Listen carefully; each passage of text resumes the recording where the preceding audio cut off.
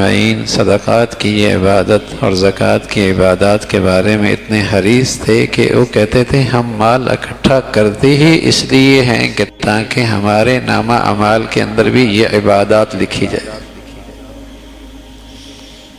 ہم مال اکٹھا کرتے ہی اس لیے ہیں کہ ہمارے نامہ اعمال کے اندر بھی یہ عبادات لکھی جائے۔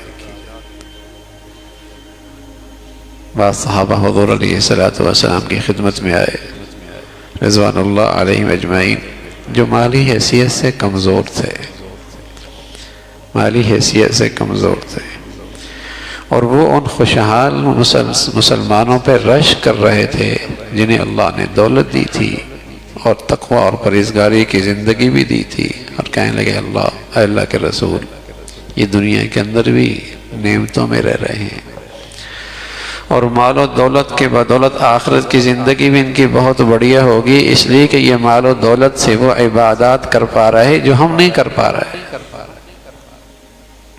جو ہمارے نام اعمال میں وہ عبادات نہیں ہے۔ تو یہاں بھی یہ مزے میں ہیں، وہاں بھی یہ آگے بڑھ جائیں گے، انہیں یہ حرص ہو رہی ہے، انہیں یہ رشک ہو رہا ہے، انہیں یہ حسرت ہو رہی ہے۔ تو حضور علیہ السلام نے ان سے کہا کہ تم سبحان اللہ الحمدللہ اللہ اکبر ہر نماز کے بعد 33 مرتبہ پڑھ لیا کرو، تم نیکیوں میں اور عبادات میں اور اجر و ثواب میں ان خوشحال مالداروں کے برابر، خوشحال مسلمانوں کے برابر ہو جاؤ گے۔ تمہیں یہ عمل بتا دیتا ہوں۔ اب انہوں نے یہ عمل کر لیا، چند دنوں کے بعد صاحب حیثیت لوگوں کو یہ عمل پتہ چل گیا، تو یہ عمل انہوں نے بھی شروع کر دیا، یہ عمل انہوں نے بھی شروع کر دیا۔ پھر یہ آئے حضور علیہ السلام کی خدمت میں، تو پیارے رسول صلی اللہ علیہ وسلم نے فرمایا ذالک فضل اللہ یؤتیہ من یشاء، یہ مال بھی اللہ کا فضل ہے جسے چاہے عطا فرما دے۔ تو مال کے ساتھ تقوی مل جائے، پرہیزگاری مل جائے، سبحان اللہ، اسراف سے بچ جائے، ریا سے بچ جائے، نام و نمود سے بچ جائے، ناجائز جذبات پہ خرچ کرنے سے بچ جائے، حرام خواہشات سے بچ جائے۔ مال اللہ کی ایک نعمت ہے، اس کا استعمال ٹھیک ہو، استعمال ٹھیک ہو۔ حضرت عثمان غنی رضی اللہ تعالیٰ عنہ صحابہ میں بڑے دل والے آدمی تھے، بڑے دل والے۔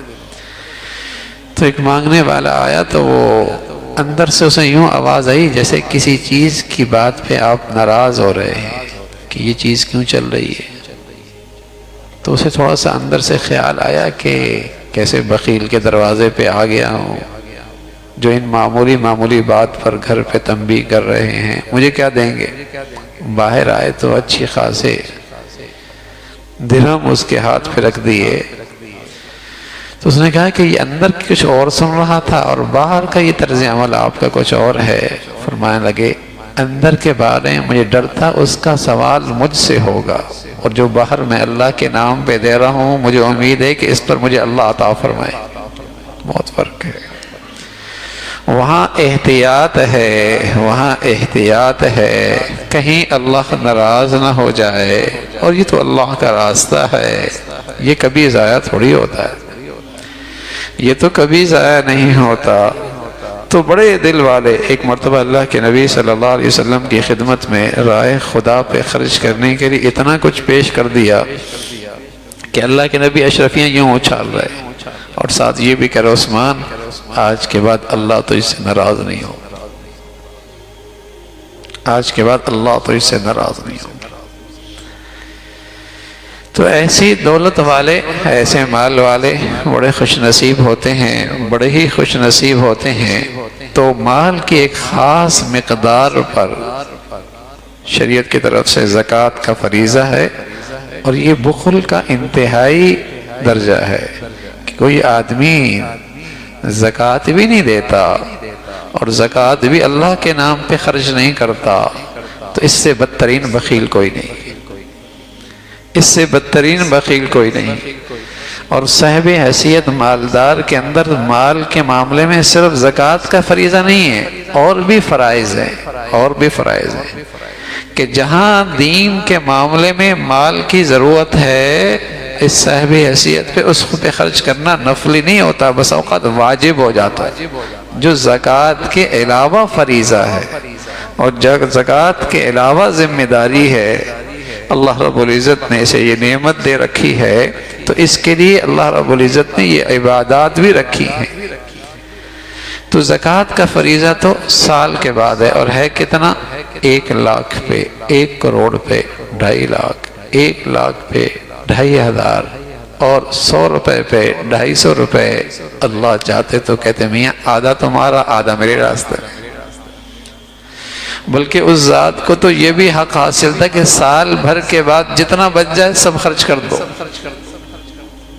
سبھی خرچ کر دو، لیکن 40واں حصہ وہ بھی 1 سال کے بعد، اور اس پر بھی یہ ساتھ فرما دیا حوصلہ رکھنا، حوصلہ رکھنا، حوصلہ رکھنا، یہ سب میرا دیا ہوا ہے، حوصلہ رکھنا، یہ سب میرا دیا ہوا ہے۔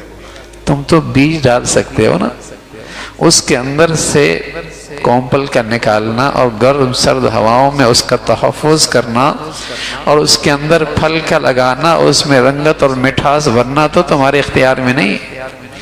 تم تو دکان کھول سکتے ہو، فیکٹری لگا سکتے ہو، لیکن کسی کاروباری کے دل میں، خریدار کے دل میں ڈالنا یہ تمہارے اختیار میں نہیں ہے، یہ تمہارے اختیار۔ تم تو ایک اسباب اختیار کر سکتے ہو، وسائل اکٹھے کر سکتے ہو، لیکن کسی بائر کے دل میں ڈال دینا، کسی خریدار کے دل میں ڈال دینا، کسی ضرورت مند کے دل میں ڈال دینا، کسی حاجت مند کے دل میں ڈال کے تمہارے پاس تمہارے اختیار میں نہیں ہے، یہ تو اللہ کے اختیار میں۔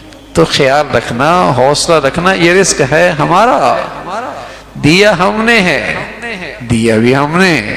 پھر اللہ کہہ رہا ہے تم دے دو، اور وہ بھی سال کے بعد دو، اور وہ بھی 40واں حصہ دو، اس پر بھی نہیں۔ فرمایا اگر خوش دلی سے دو گے اللہ تمہیں کئی گنا بڑھا کے عطا فرما دیں گے، کئی گنا بڑھا کے عطا فرما دیں گے۔ اصل اس کا اجر تو آخرت میں ہے، دنیا میں ہو سکتا ہے مقدار میں نہ بھی بڑھائیں، لیکن برکت کا تو کوئی انکار نہیں کر سکتا، برکت کا تو کوئی انکار نہیں کر سکتا۔ کیفیت کے لحاظ سے اس میں اضافہ ہو جائے اس کا کوئی انکار نہیں کر سکتا، اس لیے کہ اللہ نے کہا ہے وَيُرْبِ الصَّدَقَاتِ، بڑھا دیں گے، بڑھا دیں گے۔ کس کیفیت میں بڑھا دیں؟ وہ اللہ کے علم میں بھی ہے، وہ اللہ حکیم بھی ہے، جس شان سے بڑھا دے، اور کہاں کہاں خرچ ہونے والے راستے بند کر دے، کہاں کہاں سوراخیں جہاں مال ضائع ہو رہا تھا اس کو بند کر دے۔ جب علم مال میں برکت آتا ہے، برکت آتی ہے تو یہ ساری سوراخیں بند ہونے لگتی ہیں۔ 10 سوراخیں کھلی ہوئی تھیں جہاں مال ضائع ہو رہا تھا، بند ہو گئیں۔ 10 جگہ ایسی تھی جہاں مال غلط خرچ ہونے والا تھا، بے مقصد خرچ ہو رہا تھا، اللہ نے روک دیا۔ اللہ رب العزت نے مال میں برکت دے دی ہے، محفوظ کر لیا ہے، تھوڑے کے اندر نفع زیادہ رکھ دیا ہے، یہ یقینی ہے۔ لیکن جتنے یقین کے ساتھ اور جتنے ہی جسے کہیں کہ اللہ کی ذات پہ اعتماد کر کے اور جتنی خوش دلی کے ساتھ اور جتنا اللہ کو راضی کرنے کے جذبے کے ساتھ اور جتنے بڑھیا مصرف کے اندر یہ خرچ کرے گا اس کے ثمرات ملیں گے۔ زمین ہوتی ہے نا، دانہ ڈالتا ہے، اور ایک زمین ایسی ہوتی ہے کہ اس زمین سے ایک دانہ ڈالا تو اس سے چند دانے نکلے، اور ایک زمین ایسی ہوتی ہے کہ ایک دانہ ڈالا تو ایک ہی جسے کہیں کہ دانے سے سینکڑوں دانے نکل آئے، اور بس اوقات ایک ہی ٹہنی کے ساتھ کئی سارے پھل لگ گئے، اور ایک یہ کہ ایک ہی لگا، اور ایک یہ کہ وہ بھی کڑوا نکلا، ایک یہ کہ اس کا بھی سائز چھوٹا نکلا۔ تو زمین کیسی ہے؟ اسی طرح جب آدمی اللہ کے راستے میں خرچ کرتا ہے تو بیج ٹھیک ہونا چاہیے، لقمہ حلال ہونا چاہیے، بیج ٹھیک ہونا چاہیے، لقمہ حلال ہونا چاہیے۔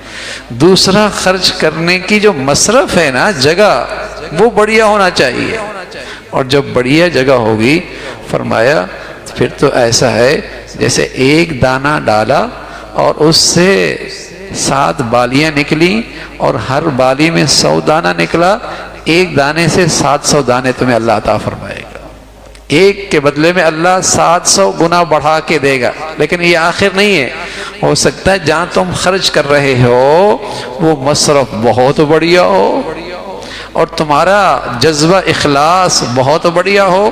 واللہ یضاعف لمن یشاء، ایک پہ 700 گنا انتہا نہیں، پتہ نہیں کتنا دوں گا، یہ اللہ کے علم میں، اللہ اسے اپنے شان شان بڑھا دیں گے۔ تو مصرف پھر کیسا ہے، خرچ کیسا ہو رہا ہے، کس جذبے کے ساتھ خرچ کر رہا ہے، للہیت کتنی ہے، اللہ کو راضی کرنے کا جذبہ کتنا ہے، اسی کے بقدر اللہ عطا فرمائیں گے۔ اور ورنہ یہ ہے کہ اگر زکوٰۃ جیسے فریضہ بھی محض نام و نمود کے لیے یا دنیاوی اغراض اور مفاد کے لیے خرچ کیا، سب ضائع ہو۔ نماز نہیں ہوتی ریاکاری کے ساتھ، زکوٰۃ کیسے ادا ہوگی؟ حج نہیں ہوتا ریاکاری کے ساتھ، زکوٰۃ کیسے ادا ہوگی؟ روزہ نہیں ہوتا ریاکاری کے ساتھ، فریضہ زکوٰۃ کیسے ادا ہوگی؟ وہ تو اخلاص ہے، اللہ کو راضی کرنا ہے، اور وہاں خرچ کر رہا ہے جس میں اللہ کی رضا زیادہ ہے، جس میں اللہ راضی زیادہ ہوتے ہیں، وہاں خرچ کر رہا ہے، پھر اللہ اس کی برکتیں نصیب فرماتے ہیں اور اس فریضہ، اس عبادت کو خوب قبول اور اس کے دنیا آخرت میں ثمرات عطا فرماتے ہیں۔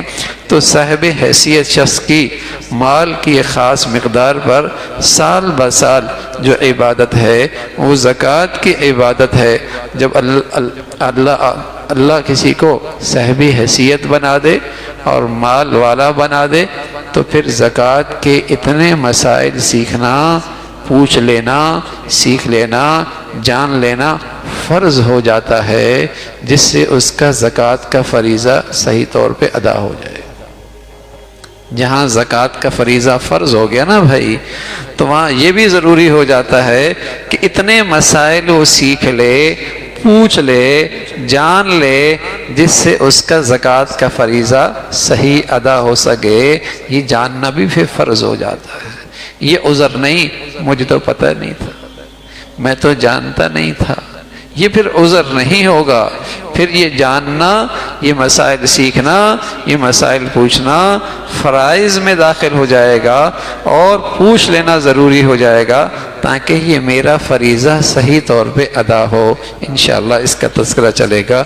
اللہ عمل کی توفیق نصیب فرما دے۔